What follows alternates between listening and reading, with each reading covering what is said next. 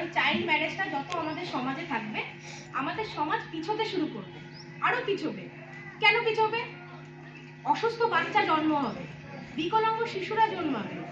Child ম্যারেজের ফলে যে মানুষটা যে বিয়ে করে যে সংসারে যাচ্ছে, তার সংসারে অশান্তি তৈরি হবে।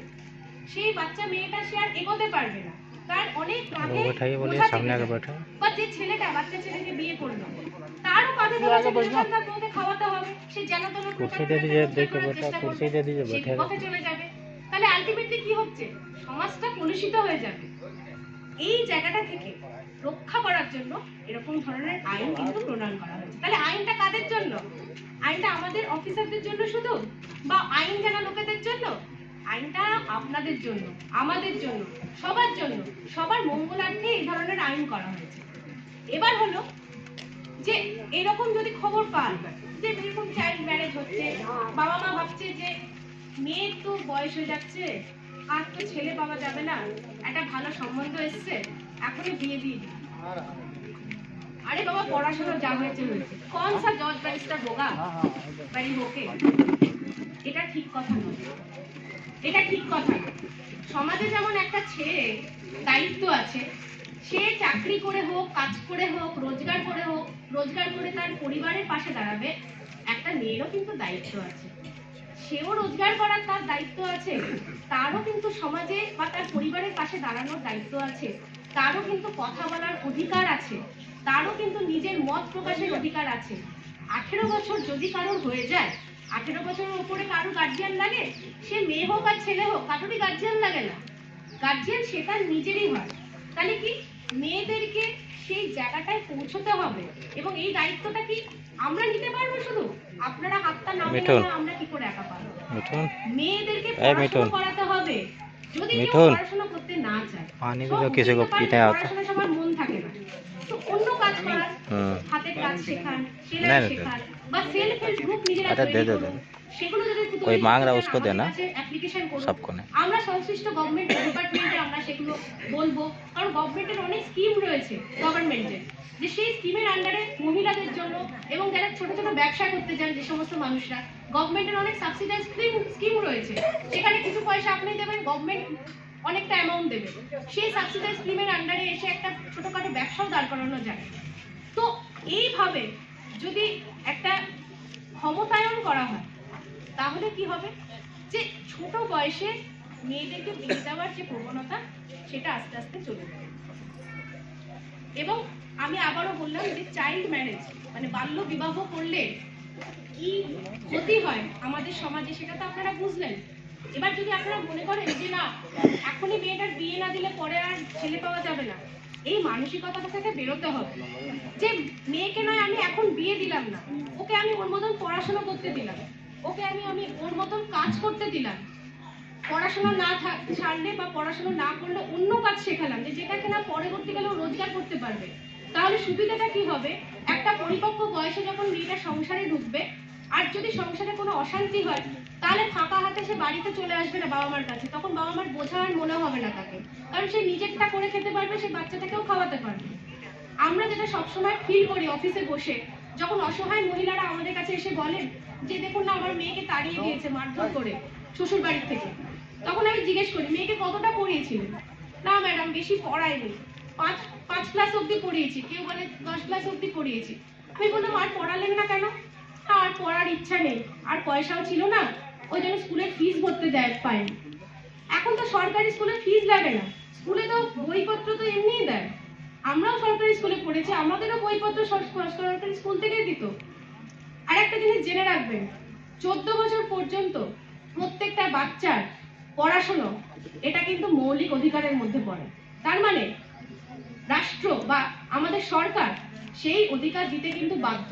তারপরে সরকারি স্কুলে 14 বছর অবধি পড়াশোনাটা কিন্তু বাধ্যতামূলক। তো কেউ যদি বলেন যে আমি পড়াশোনা করাতে পারিনি টাকা পয়সার অভাবে, সেটা কিন্তু আর টিকবে না। কারণ সরকারি স্কুলে পাঠানোর জন্য টাকা পয়সা লাগছে না। আর যদি কারো স্কুলে ভর্তি হতে প্রবলেম হয়, যদি কারোর স্কুলে ছেলে বা মেয়েকে পাঠাতে সমস্যা হয়, আমাদের সাথে যোগাযোগ করুন, ডিএলএস এর সাথে যোগাযোগ করুন। আমরা সংশ্লিষ্ট ডিপার্টমেন্টের সাথে ম্যাটারটাকে টেক আপ করবো, এবং বাচ্চাটা যাতে স্কুলে পড়তে পারে সেই ব্যবস্থা কিন্তু আমরা করব। এইটা কিন্তু আপনারা মাথায় রাখবেন যে এরকম ভাবার দরকার নেই যে একে স্কুলে পাঠাতে পারবো না বলে আমি একে অন্য একটা কাজে লাগিয়ে দিলাম। এই যে অনেক সময় দেখেছি যে বাচ্চা ছেলেরা স্কুলের থেকে চলে যাচ্ছে, স্কুল ছুট হয়ে যাচ্ছে, না কি হচ্ছে যে বাবা মা বলছে আর পরে কি হবে, বাচ্চাকে অন্য একটা কাজে লাগিয়ে দিচ্ছে। 14 বছরের নিচে কোনো বাচ্চাকে কোনো কাজে লাগানো কিন্তু অপরাধ, সেটা কিন্তু চাইল্ড লেবারের আন্ডারে পড়ে যাচ্ছে।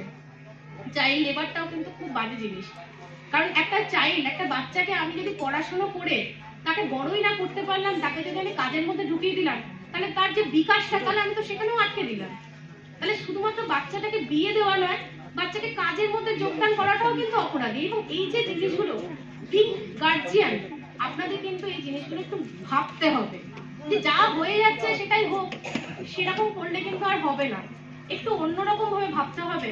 আর আজকে যদি আমি আইনি পরিষেবা এই এই এই মঞ্চ থেকে যদি আপনাদেরকে আমি একটু ভাবাতে পারি বা অন্য কিছু ভাবাতে পারি, সেটাই কিন্তু আমার সাফল্য। সেই কাজটাই কিন্তু আমি করছি, কারণ আপনাদেরকে অ্যাওয়্যার করা যে আইনটা কি, আইনটা আপনাদের জন্য, আইনটা বাচ্চাদের জন্য, বাচ্চাদের বেস্ট ইন্টারেস্ট প্রোটেক্ট করার জন্য, যে বাচ্চাটা যাতে ঠিক থাকে, সুস্থ থাকে, শুধু শারীরিক নয় মানসিকভাবেও যে সে যাতে খুব বেশিভাবে তার প্রকাশ পাক সবকিছু, সেটাই কিন্তু আইন দেয়।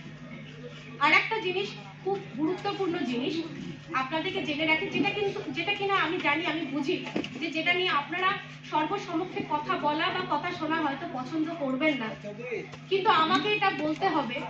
সেটা হচ্ছে শিশুদের উপরে যৌন নির্যাতনের কিছু কথা আপনাদেরকে জানাতে হবে। এই যে যৌন নির্যাতনের ব্যাপার, আমরা যখন ছোট ছিলাম তখন এটা নিয়ে কেউ কথা বলতো না, বা কারোর কাছে এটা যদি কোনো বাবা মার কাছে যদি কেউ বলতো, সেক্ষেত্রে তারা বলতো যে না না, জানানোর দরকার নেই, কি হবে, আমাদের এক ঘরে করে দেবে, লোকজন আমাদের নিন্দে করবে। কিন্তু এটা শিশুর উপর যৌন নির্যাতন হয়। এবার আপনারা জিজ্ঞেস করতে পারেন যে যৌন নির্যাতন আমরা কি করে বুঝবো যে যৌন নির্যাতন হচ্ছে। প্রথমে আপনারা দেখবেন যে হঠাৎ করে কোনো মানে হাসি মজা করে একটা বাচ্চা, যে খুব চুলগুলি একটা বাচ্চা হঠাৎ করে যদি খুব চুপচাপ হয়ে যায় হঠাৎ একদিন, তাহলে এটা একটা সাইন। তার কাছে যান, বিশেষ করে মায়েদেরকে বলছি, কারণ বাচ্চারা যেহেতু মায়েদের সাথে বেশি ওপেন আপ হয়, বাবারা হয়তো কাজের সূত্রে অনেকটা সময় বাইরে থাকেন, বাবাদের হয়তো বলতে পারে না, মারা গিয়ে যদি একটু জিজ্ঞেস করেন যে কি হয়েছে, কোনো ভয় নেই, মারপিট হবে না, আমি তোকে বকবো না, কিছু হবে না, বাচ্চাটার কাছ থেকে জানতে চান যে অ্যাকচুয়ালি কি হয়েছে। এবং সেটা যদি তাদের কাছে এমন কিছু জানেন যে তাদের উপরে এমন কোনো স্পর্শ, এমন একটা জায়গায় স্পর্শ করেছে কেউ, সেটা আপনারা জানান। বা কোনো রকম ভাবে আপনারা তো বুঝতে পারছেন যে যৌনাঙ্গে, কোনো বাচ্চাদের যে যৌনাঙ্গ, শিশু অঙ্গ যদি কারোর ক্ষতিগ্রস্ত হয় কারোর দ্বারা, সেটা অপরাধ। আজকে কি আমাদের ইন্টারনেটের যুগ, সবার হাতে এখন মোবাইল, স্মার্টফোন, সুইচ টিপলেই বেরোচ্ছে কি ইউটিউব। আর ইউটিউবের মধ্যে অনেক কন্টেন্ট থাকে যেগুলো ভেরিফাইড করা হয় না, মানে কেউ দেখে না। তার মানে কি অনেক বড়দের জিনিস থাকে, বাচ্চারা সেগুলো দেখে অনেক কিছু ভুলভাল জিনিস শিখছে। এবং কোনো প্রাপ্তবয়স্ক লোক যদি কোনো বাচ্চাকে ওরকম কোনো ভুলভাল জিনিস, যেগুলো যৌনতা রিলেটেড, সেরকম যদি কন্টেন্টও দেখিয়ে তার সাথে কোনো রিলেশনশিপ করার চেষ্টা করে, সেটাও কিন্তু যৌন অপরাধ। আপনাদের কাছে বা আপনাদের আশেপাশে যদি এই ধরনের কোনো অপরাধ হয়, তাহলে প্রথমে আপনারা নিয়ারেস্ট থানাতে যাবেন, থানাতে গিয়ে আপনারা কমপ্লেন করবেন। থানাতে যেহেতু যেতে অসুবিধা হয়, আপনাদের এখানে আইসিডিএস এর কর্মীরা আসেন, যারা অঙ্গনওয়াড়ি করে, সেই দিদিরা আসেন না, দিদিদের সাথে কথা হয় না, তারা তো যারা যারা গর্ভবতী মহিলা থাকে তাদেরকে পুষ্টিকর খাবার দেয়, বাচ্চা জন্মানোর পরে তাদের ইমিউনাইজেশন কার্ড দেয়, তারা তো মেয়েদের নিয়ে কথা বলে, তাই না? আপনারা তাদেরকে জানাতে পারেন, আমরা তাদের সাথে কথা বলছি, তাদেরকে নিয়েও আমরা সেন্সিটাইজ করার চেষ্টা করছি যে এরকম ধরনের প্রবলেম হলে আপনাদের কাছে যদি, ওনাদের কাছে যদি বলে, তাহলে ওনারা কি করবেন? তৎক্ষণাৎ থানাতে জানাতে হবে, কেস করতে হবে, মামলা করতে হবে, কোর্টে যেতে হবে। ভয়ের কারণ নেই, বাচ্চা কোর্টে গেলে ভয় পাবে না, কারণ এখন বাচ্চাদের জন্য আলাদা কোর্ট করা হয়েছে। কেমন বাচ্চাদের কোর্ট করা হয়েছে যে আমরা কোর্টে গেলে যেমন দেখি না গুরু গম্ভীর একটা ব্যাপার স্যাপার, উপরে জজ বসে আছে, নিচে সব কালো কোট পরে দৌড়দৌড়ি করছে, ওরকমটা হবে না বাচ্চাদের জন্য, বাচ্চাদের একদম আলাদা কোর্ট। অনেক ছবি টবি লাগানো আছে দেওয়ালের মধ্যে, বাচ্চারা গেলে ওরা বুঝতেই পারবে না যে ওরা কোর্টে গেছে। আর একটা জিনিস আমি জেনে রাখাই আপনাদেরকে, যে আপনারা নিশ্চয়ই খবরের কাগজে এতদিন পড়েন না, গোপন জবানবন্দি ম্যাজিস্ট্রেটের কাছে দিতে হয়। তো বাচ্চাদের কেসে যদি কোনো বাচ্চা গোপন জবানবন্দি লাগে ম্যাজিস্ট্রেটের, তাহলে প্রথম কথা হলো ম্যাজিস্ট্রেট তার বাবা মা বা যার উপর বাচ্চাটার বিশ্বাস আছে তাকে রাখতে পারবে। আর একটা খুব ইম্পর্টেন্ট জিনিস, যে বাচ্চাদেরকে কিন্তু পুলিশ অফিসার বা পুলিশ থানাতে রাখতে পারবে না। তার যদি স্টেটমেন্ট পুলিশ অফিসারকে নিতে হয়, তাহলে তার বাড়িতে এসে তাকে নিতে হবে, ঠিক আছে? আর প্রত্যেকটা থানাতে যদি কোনোদিনও কোনো বাচ্চা ধরুন থানাতে গিয়ে চলে গেল, তাহলেও কিন্তু তাকে লকআপে বন্দি করা যাবে না। লকআপে যারা ক্রিমিনালসরা থাকে, বড়রা থাকে, তাদের সাথে রাখা যাবে না। তো প্রত্যেকটা থানায়, আমি আশা করি এখানকার যে লোকাল পিএস আছে সেখানেও আছে, চাইল্ড ফ্রেন্ডলি কর্নার আছে। তো সেই চাইল্ড ফ্রেন্ডলি কর্নারে কিন্তু তাদেরকে রাখতে হবে। এই ধরনের যে আইনগুলো তৈরি করা হয়েছে, দেখুন এগুলো কিন্তু জনসাধারণের জন্য তৈরি করা হয়েছে, কিন্তু দুঃখের বিষয় এই জিনিসগুলো কিছু মানুষ ছাড়া আর কেউই জানে না। আর আমাদের কাজ সেটাই, যে আইনটা সবাইকে জানানো। কারণ আপনারা যত আইন জানতে পারবেন, আইনটা বুঝতে পারবেন, আপনাদের তত ভয় কম লাগবে, আপনারা তত মাথা উঁচু করে বাঁচার সাহস পাবেন। কারণ আইন তো জানেন, আইন জানলে কি ভুলভাল কাজ করতে পারবেন না? যে আইনটা এটা বলছে, আমি যদি ভুল কাজটা করি তাহলে হয়তো আমি আইনের চোখে অপরাধী হয়ে যেতে পারবো। বা আপনি আইন জানলেন, তাহলে এই কাজটা করেছে, এটা অপরাধ, আমি তাহলে সঠিক জায়গায় জানাই, মুখ বুঝে না থেকে। তাহলে আইন জেনে আপনারা যদি নিজেদের কাজটা ঠিক মতন করেন, তাহলে আলটিমেটলি আপনারা ভাববেন না যে আপনারা নিজেদের জন্য করছেন, আলটিমেটলি আপনারা কার জন্য করছেন? সমাজের জন্য করছেন। সমাজকে আগে নিয়ে যাওয়ার জন্য আপনাদেরও অনেক ক্ষেত্রে কন্ট্রিবিউশন থাকবে এবং থাকছে সেক্ষেত্রে।